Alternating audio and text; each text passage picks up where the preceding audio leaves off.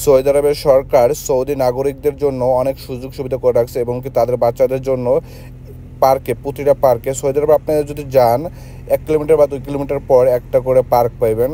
আসলে পার্কগুলো করে রাখছে সৌদি সরকার যে বাচ্চাজন খেলাধুলা করতে পারে এবং কি সৌদি নাগরিকজন পার্কে এসে ঘোরাঘুরি করতে পারে এর জন্য। কিন্তু পার্কে আপনার বাচ্চাদের জন্য খেলাধুলা করার জন্য ব্যবস্থা করে রাখছে সৌদি সরকার এবং কি এই জায়গায় মানুষ আইসা ঘোরাঘুরি করে।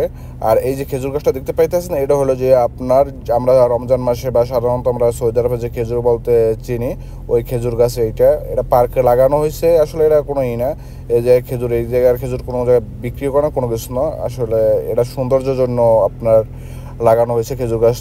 আর এই জায়গায় সকালবেলা মানুষ হাঁটার জন্য আসে, ব্যায়াম করার জন্য আসে।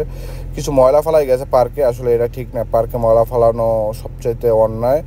আর যদি পুলিশ বা আইন শৃঙ্খলা বাহিনী যদি দেখে, তাহলে আপনার 1000 রিয়াল পর্যন্ত জরিমানা হইতে পারে। যারা পার্কে আসেন সাবধান।